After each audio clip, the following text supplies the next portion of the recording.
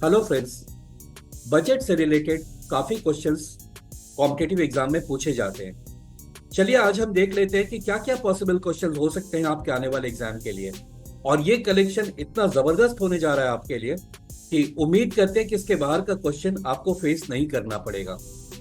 Budget से तमाम question हो सकते हैं, जैसे हमारा फिजिकल डेफिसिट कितना है, या टोटल बजट प्लान कितना है, या गवर्नमेंट का जो इनफ्लो होता है, जो पैसा आता है, टोटल रेवेन्यू रिसीट होता है, उसे मैक्सिमम किस सेक्टर से आता है, या जो पैसे गवर्नमेंट खर्च करता है वो मैक्सिमम पैसा किस सेक्टर में जाता है। ऐसे कई तरह के क्वेश्चंस होते हैं, इंक्लूडिंग गवर्नमेंट का जो सोशियो इकोनॉमिक प्लान्स होता है वीमेन एंड चिल्ड्रन डेवलपमेंट के लिए या फार्मर्स के लिए। ये सारे बहुत इंपॉर्टेंट एरियाज हैं। तो इससे क्या क्या पॉसिबल क्वेश्चंस है, यही आज के वीडियो में आपको मिलेगा।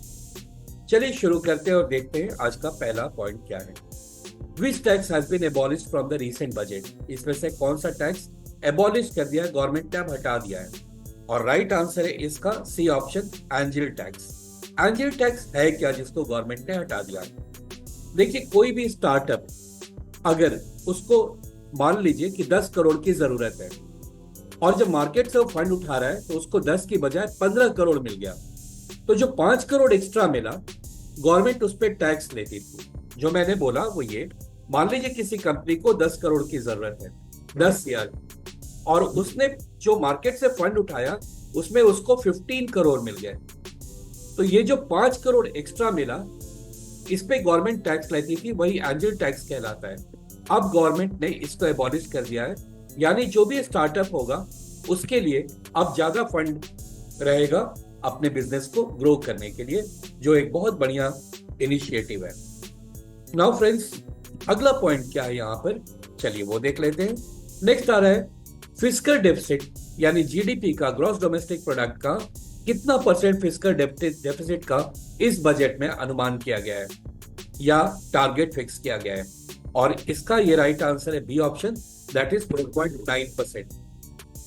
Fiscal deficit 4.9% of the GDP. अब ये फिस्कल डेफिसिट होता क्या है, तो चलिए उसको समझना बहुत जरूरी है। देखिए, फिस्कल डेफिसिट, सबसे पहले टोटल रिसीट्स और टोटल एक्सपेंडिचर समझिए।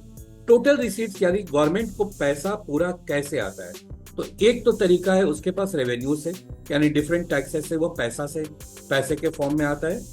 और दूसरा है कैपिटल रिसीट्स, यानी किसी फैक्ट्री का, इंडस्ट्री का सर्टेन शेयर्स बेच के पैसा जुगाड़ किया गवर्नमेंट ने, या रेलवे ट्रैक के पास का जमीन को सेल करके पाया, तो ये कैपिटल रिसीट्स होता है। तो total receipts is revenue receipts plus capital receipts. Total expenditure फिर वही चीज है, रेवेन्यू के फॉर्म में जब पैसा देता है, जैसे डिफरेंट एम्प्लॉयज को सैलरी देता है गवर्नमेंट, या फिर कैपिटल एक्सपेंडिचर अगर गवर्नमेंट ने कोई आईआईटी, आईआईएम्स या बनाया नया, या ट्रैक बिछाना है, रेलवे ट्रैक्स, या फिर रोड्स बनाने हैं नॉर्थ ईस्ट में, एनीथिंग लाइक दैट, तो दैट इज कैपिटल एक्सपेंडिचर। तो पैसा आता कहां से और पैसा जाता कहां है। अब देखिए, इसका इस्तेमाल करेंगे फिस्कल डेफिसिट में। फिस्कल डेफिसिट होता है टोटल एक्सपेंडिचर, ये देखिए ये वाला total expenditure minus total receipts, जो टोटल पैसा आया। अब इसमें एक ही चीज बस ध्यान रखना है कि जो बोरोइंग्स होते हैं उसको इंक्लूड नहीं करना है। गवर्नमेंट पैसा पाता है डिफरेंट बोरोइंग्स करके भी, डिफरेंट फाइनेंशियल इंस्टीट्यूशंस होते हैं, जैसे आप ले लीजिए आईएमएफ है या एडीबी है, इनसे जो पैसे लेके उसको काउंट नहीं करते फिस्कल डेफिसिट में, इस बात का ध्यान रखिएगा।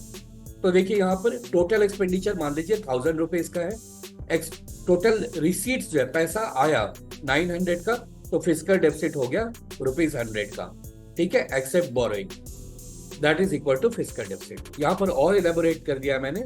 सपोज कीजिए बोरोइंग से 100 रुपीज, टोटल रिसीट से 900, ठीक है, और 100 रुपीज यहाँ पे एक्स्ट्रा मान लीजिए कि गवर्नमेंट ने लिया। जैसे यहाँ पर आपको फिर से मैं समझाता हूँ। सपोज कीजिए बोरोइंग से 100 रुपया, यानी किसी ऐसे फाइनेंशियल इंस्टीट्यूशन से या कंट्री से गवर्नमेंट ने 100 रुपया ले लिया, तो टोटल रिसीट गवर्नमेंट का कितना हो जाएगा? पहले से 900 था, 100 रुपीज उसने बोरो कर लिया, टोटल 100 हो गया। अब देखिए, टोटल एक्सपेंडिचर 1000 था और टोटल रिसीट भी 1000 है। इस केस में फिस्कल डेफिसिट 0 हो जाएगा। लेकिन यहाँ ध्यान ये रखना है कि बोरोइंग्स को हम काउंट नहीं करेंगे, इसलिए ये 100 रुपीज जो हमने बोरो किया है उसको काउंट नहीं करेंगे। तो fiscal deficit will be 1000 minus 900, that's equal to 100 rupees. I believe इससे बहुत क्लियर हो गया होगा फिस्कल डेफिसिट क्या है। अगला क्वेश्चन है, गवर्नमेंट को जो पैसे आते हैं, जो टोटल रिसीट्स होता है गवर्नमेंट का, वो किस सेक्टर से सबसे ज्यादा होता है? और राइट आंसर इसका बोरोइंग्स एंड अदर लायबिलिटीज। इससे सबसे ज्यादा गवर्नमेंट को पैसा आता है। ये देखिए 27% पैसा जो गवर्नमेंट को मिलता है वो बोरोइंग से आता है, ना कि इनकम टैक्स से या जीएसटी से। देखिए इनकम टैक्स से 19% ही है, जीएसटी 18% है, और सबसे ज्यादा बोरोइंग्स एंड अदर लायबिलिटीज से गवर्नमेंट को मिलता है 27%। बहुत इंपॉर्टेंट पॉइंट है, इसको याद रखेंगे। अब आता है गवर्नमेंट का मैक्सिमम एक्सपेंडिचर किस सेक्टर में होता है? सब्सिडीज में होता है, डिफेंस में, इंटरेस्ट पेमेंट्स में, या state share of taxes and duties. और राइट आंसर इसका स्टेट शेयर ऑफ, देखिए यहाँ पे 21% जाता है state share of taxes and duties, 21% जाता है। तो ये दोनों मैक्सिमम इनकम कहाँ से होता है, मैक्सिमम एक्सपेंडिचर गवर्नमेंट का कहाँ पर होता है, ये दोनों इंपॉर्टेंट पॉइंट्स है, इसे आप याद रखेंगे। नेक्स्ट आता है गवर्नमेंट के बजट का, ये यूनियन बजट का टोटल साइज क्या है? तो टोटल साइज यहां पर आपको बताना है इसमें से, और राइट आंसर इसका 48.21 लाख करोड़। ये है टोटल साइज बजट 2024 का, और प्रीवियस ईयर का इससे कम था, वो था 45 लाख करोड़, राइट। तो 3.21 लाख करोड़ का इसमें बजट जो है वो ज्यादा बढ़ा दिया गया। अब आता है क्रिटिकल मिनरल मिशन गवर्नमेंट का क्या है? क्रिटिकल मिनरल मिशन, एक्चुअली कुछ मिनरल्स होते हैं जो बहुत इंपॉर्टेंट होते हैं किसी भी कंट्री के लिए, जैसे कोबाल्ट है या अदर मिनरल्स, वो भी मैं आपको बता देता हूँ। तो पहले तो बी ऑप्शन देख ले कि गवर्नमेंट क्रिटिकल मिनरल मिशन है क्या। तो ये increasing domestic production, recycling and overseas acquisition of critical minerals. Critical minerals जैसे लिथियम है, जिससे आजकल इलेक्ट्रिक व्हीकल्स बनते हैं, उसके बैटरी में इस्तेमाल होता है। कोबाल्ट है, ग्राफाइट है, निकेल है, ये सारे बड़े इंपॉर्टेंट मिनरल्स है जिससे गवर्नमेंट के इकोनॉमी में काफी एस्केलेट करता है, काफी बढ़ता है। तो इसको कैसे बढ़ाया जाए? नए माइंस ढूंढे जाए, जो माइंस है उसमें से मैक्सिमाइज किया जाए प्रोडक्शन को, फिर रिसाइकलिंग पर ध्यान दिया जाए, या कुछ दूसरे एक्विजिशन है। मान लीजिए अफ्रीका में कोई ऐसे माइंस है जो गवर्नमेंट उस कंट्री से बात करके उन माइन से खुद का फायदा ले। तो ये सारी चीजें, तो क्रिटिकल मिनरल मिशन यही है। नेक्स्ट पॉइंट है, यहाँ पर एक स्लाइड में 5 से 6 बहुत इंपॉर्टेंट पॉइंट्स है आपके लिए। फिलहाल यहाँ क्वेश्चन है कि as per the budget 2024 maximum fund has been allocated to which ministry. तो गवर्नमेंट को जो पैसा आया उसमें से मैक्सिमम फंड जो है वो कौन सी मिनिस्ट्री को दिया जाएगा? और इसका राइट आंसर है डिफेंस। जी हाँ, भारत डिफेंस में सबसे ज्यादा खर्च करेगा, 4,54,773 करोड़। अब ये तो हो गया डिफेंस का जो सबसे ज्यादा, मगर ये 4 के 5, ये जो 5 पॉइंट्स दिए मैंने, सब के सब बहुत इंपॉर्टेंट है। आपको ऐसे नहीं पूछेगा सबसे ज्यादा किसमें दिया जा रहा है, वो ये भी पूछ सकता है रूरल डेवलपमेंट के लिए कितना एलोकेट किया गया, एग्रीकल्चर के लिए या एजुकेशन या हेल्थ के लिए कितना एलोकेट किया गया। सारे डेटा बहुत इंपॉर्टेंट है। बहुत सारे thousands and thousands of data में से हम आपके लिए जो मोस्ट इंपॉर्टेंट है, अराउंड 50-60 पॉइंट्स, वो यहाँ लेकर आए हैं, क्योंकि कॉम्पिटिटिव एग्जाम में इसी सब एरिया से क्वेश्चंस पूछे जाते हैं। तो फ्रेंड्स देखते हैं अगला पॉइंट हमारा क्या आता है। यहाँ पर तो पता चला डिफेंस में सबसे ज्यादा एक्सपेंडिचर होता है। Now how much has foreign companies corporate tax has been reduce from 40%। तो पहले जो कोई विदेशी कंपनी हमारे देश में काम करना चाहती थी उस पे 40% टैक्स लगता था। अब गवर्नमेंट को लगा कि इससे काफी कंपनियां आने से हिचकती हैं, तो टैक्स को काफी कम कर दिया गया। अब ये कम करके कितना हो गया है, ये यहाँ पर क्वेश्चन है। सो कॉर्पोरेट टैक्स अभी कितना परसेंट है? तो अभी है ये 35%, यानी 5% रिड्यूस कर दिया गया है 40% में से, right. So a corporate tax also called company tax is a type of direct tax levied on income और capital of corporates. In the budget 2024-25 what is the new limit of standard deduction? जी हाँ, आपके tax का different slabs होता है और फिर further government ने कहा कि इसमें स्टैंडर्ड डिडक्शन यानी इतना पैसा और आपको जो इनकम है उस पर टैक्स नहीं लगेगा, राइट? तो ये स्टैंडर्ड डिडक्शन कहलाता है। ये कितना है अभी, आइए इसको देख लेते हैं। तो देखिए, from finance year 2024-25 the standard deduction under the new tax regime has been increased to rupees 75,000। ठीक है, 75,000 अभी ये इंक्रीज करके किया गया है, पहले ये 50,000 था स्टैंडर्ड डिडक्शन। नाउ मान लीजिए आपका एनुअल ग्रॉस सैलरी है 15 लाख का, अब स्टैंडर्ड डिडक्शन और इस पे किया जाएगा, दैट इज 75,000, यानी नेट टैक्सेबल इनकम आपका होगा 14.25 लाख। अगर स्टैंडर्ड डिडक्शन नहीं होता तो आपको 15 लाख पे टैक्स देना था, और ये डिडक्शन होने के चलते अब आपको 14.25 लाख ही आपका टैक्सेबल इनकम है। इस तरीके से आपका 22,500 सीधा सीधा आपका बचत हो जाएगा। In the budget 24-25, what is the government's target towards natural farming? तो गवर्नमेंट ने नेचुरल फार्मिंग के लिए क्या टारगेट रखा है? और राइट आंसर है ए, यानी 1 करोड़ फार्मर्स को नेचुरल फार्मिंग से जोड़ा जाएगा। क्या है नेचुरल फार्मिंग, आइए समझते हैं। Natural farming also known as Bharatiya Prakritik कृषि पद्धति। नेचुरल फार्मिंग भारतीय प्राकृतिक कृषि पद्धति is a chemical free traditional farming method, यानी ऐसा फार्मिंग कीजिए जिसमें कोई केमिकल यूज नहीं हो, फर्टिलाइजर में नेचुरल चीजें यूज हो ताकि प्रोडक्शन भी बढ़े। और ये एग्रो इकोलॉजिकल अप्रोच होगा that aims to restore soil fertility and environmental health and reduce green house gas emission. तो बहुत ही ज्यादा ये इंपॉर्टेंट प्लान है गवर्नमेंट का, जो सोसाइटी के लिए, पब्लिक के लिए, इंसान के लिए बहुत जरूरी है, क्योंकि इससे हवा में प्रदूषण कम होगा और जो फल सब्जियां या कोई अनाज हम खाते हैं वो केमिकल फ्री होगा। इसके लिए गवर्नमेंट 1 करोड़ फार्मर्स को इसमें जोड़ने जा रहा है कि वो ऐसा करें। नेक्स्ट पॉइंट आ रहा है, which out of these states has not been included in the recently introduced Purvodaya in the budget 24-25? So Purvodaya एक स्कीम है, इसमें से किस स्टेट को इंक्लूड नहीं किया गया है? और राइट आंसर है मध्य प्रदेश। ये पूर्वोदय देखिए यहाँ पर पॉइंट्स दिया हुआ है, इधर पंजाब हरियाणा वाले साइड से चल रहा है, और ये ऐसे होता है उत्तर प्रदेश, बिहार, उड़ीसा, झारखंड, बंगाल, ये सारे एरिया को इंक्लूड किया गया है। इसमें कल्चरल डेवलपमेंट भी होगा और इकोनॉमिक डेवलपमेंट भी करने के लिए गवर्नमेंट प्लान कर रहा है। बट ये जो सीरीज है इसमें मध्य प्रदेश इंक्लूडेड नहीं है। क्वेश्चन यही था, ये 3 तो है, और भी कुछ स्टेट्स हैं उसके नाम यहाँ पर आपको मिल जाएगा। The Amritsar Kolkata industrial corridor, Amritsar से कोलकाता तक का industrial corridor will include the development of an industrial node at Gaya, और इसका सेंटर बनाया गया है गया में, right? This initiative aims to blend cultural heritage with modern economic growth, showcasing the model of विकास भी विरासत भी, development along with heritage.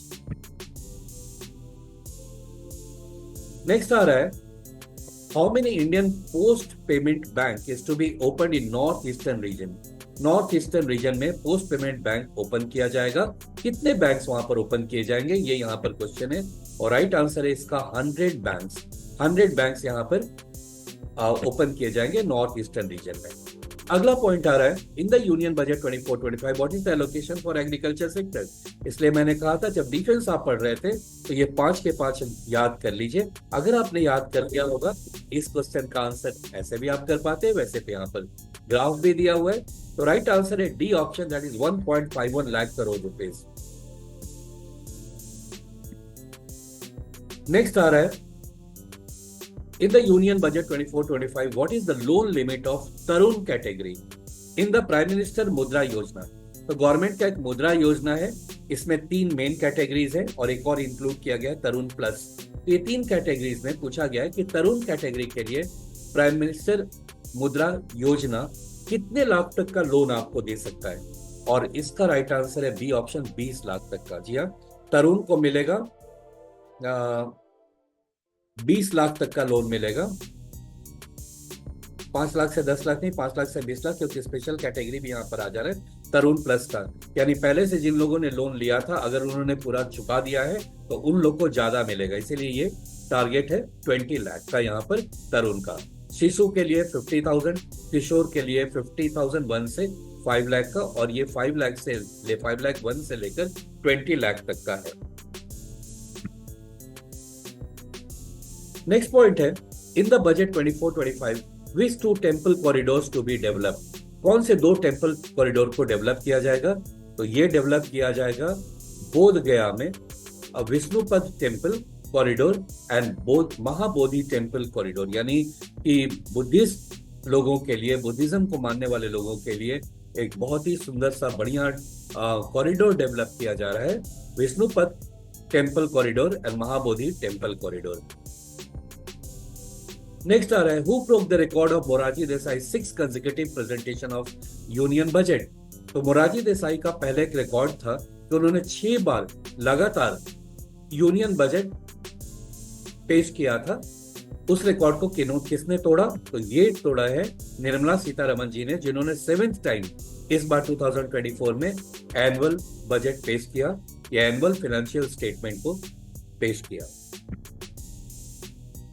What is the primary focus of NPS वात्सल्य स्कीम? देखिए, गवर्नमेंट का जितना भी सोशियो इकोनॉमिक डेवलपमेंट स्कीम्स हैं वो बड़े इंपॉर्टेंट हो जाते हैं। अगर आप सिविल सर्विसेज दे रहे हैं तो आपके लिए कुछ एक्स्ट्रा ही इंपॉर्टेंट है ये सारे पॉइंट्स। तो यहाँ बताना है आपको कि प्राइमरी फोकस क्या है एनपीएस वात्सल्य स्कीम में गवर्नमेंट का, और इसका राइट आंसर है A option, to allow parents and guardians to contribute to the fund for their minor children.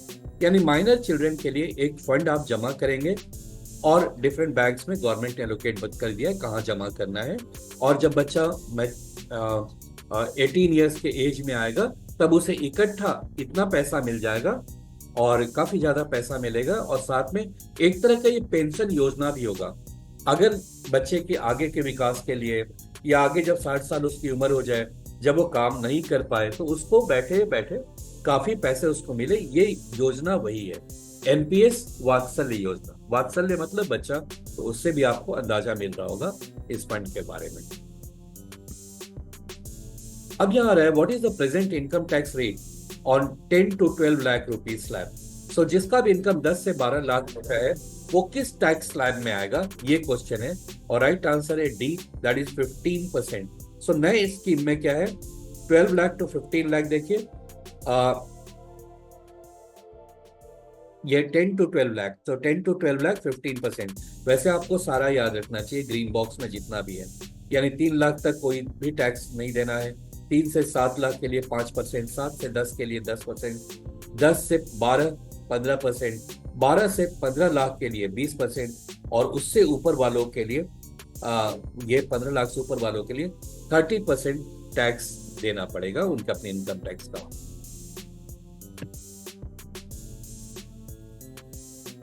यहां पर आपको पूछा जा रहा है, how many industrial parks is to be developed under the national industrial corridor development program. अब different corridors है, ठीक है, इसमें कुछ स्पेशल इंडस्ट्रियल पार्क्स डेवलप किए जाएंगे ताकि बिल्कुल तैयार रहेगा, आप जाइए, काम कीजिए, इंडस्ट्री लगाइए और प्रोडक्शन स्टार्ट कर दीजिए। तो ऐसा कितने इंडस्ट्रियल पार्क्स डेवलप किए जाएंगे, और इसका राइट आंसर है 12, B option, 12 national industrial corridor development program के तहत industrial parks, 12 industrial parks develop किए जा रहे हैं। बजट में इस बार काफी सारे इंपॉर्टेंट पॉइंट्स है, जितना भी यहाँ पर आपको इस वीडियो में मिल रहा है ये कंप्लीटली बहुत इंपॉर्टेंट है, बिल्कुल ये हैंड पिक्ड है, तो आप इसको कोई भी पॉइंट को इग्नोर नहीं करेंगे। उम्मीद है अगर आप सीरियस एग्जाम के लिए, कॉम्पिटिटिव एग्जाम के लिए, तो सारे पॉइंट्स आपको याद रखने हैं।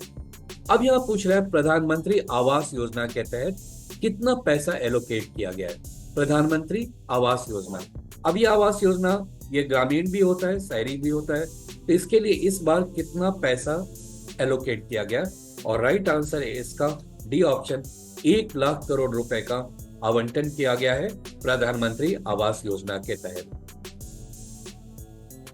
नेक्स्ट है, how much money has been allotted for Pradhanmantri Kisan Samman Nidhi.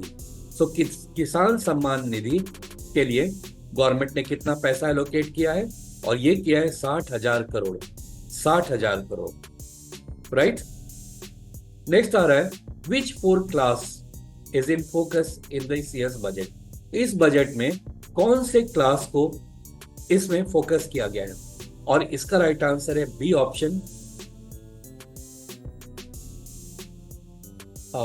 Students, I think यहाँ पर थोड़ी सी गलती हो गई है, आप इसको ध्यान रखेंगे, ये बी नहीं होगा, ये ए ऑप्शन इसका राइट आंसर होगा, राइट।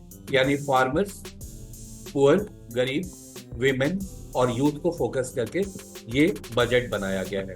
उम्मीद है आप इस बात का ध्यान रखेंगे। इसका राइट आंसर होगा ऑप्शन ए, राइट। नेक्स्ट आ रहा है, in how many homes 300 unit per month free electricity government देने जा रही है। 300 unit per month free electricity government का प्लान है under prime minister Surya Ghar Muft योजना, सूर्य घर मुफ्त योजना 2024। और इसका राइट आंसर है सी ऑप्शन, 1 करोड़। 1 करोड़ घरों में अब 300 यूनिट पर मंथ दिया जाएगा फ्री ऑफ कॉस्ट। ये एक तरह का सोलर पैनल लगा रहे हैं गवर्नमेंट, और जिसके लिए सब्सिडी दे रहा है, और आपके लिए मुफ्त बिजली मिलेगा वर्षों वर्षों तक।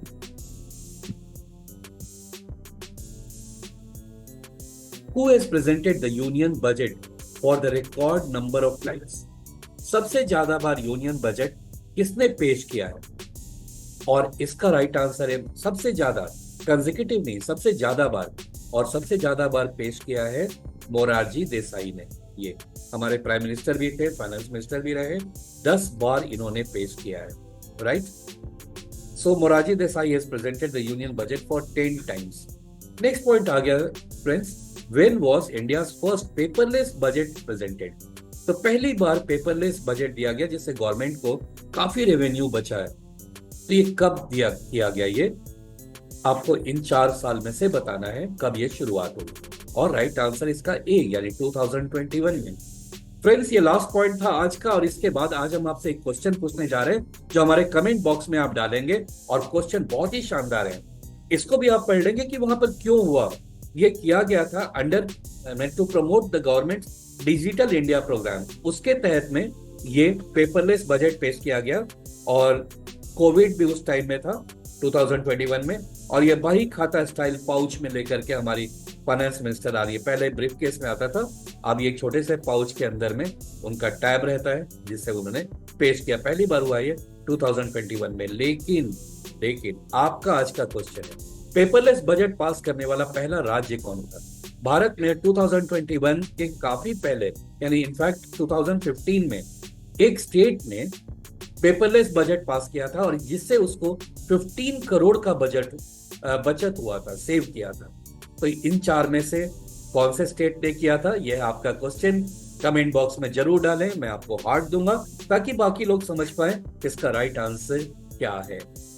Thank you so much for watching friends. अगर आप ये ट्रेंडिंग एग्जाम्स दे रहे हैं, bank PO, SSC, UGC net, JRF, DSSB etcetera, या फिर इंटरव्यू देने जा रहे हैं, तो इस नंबर पर आप कॉल करके और बहुत ही कम प्राइस में ये सारे कोचिंग के को आप अवेल कर सकते हैं। Thank you so much for watching.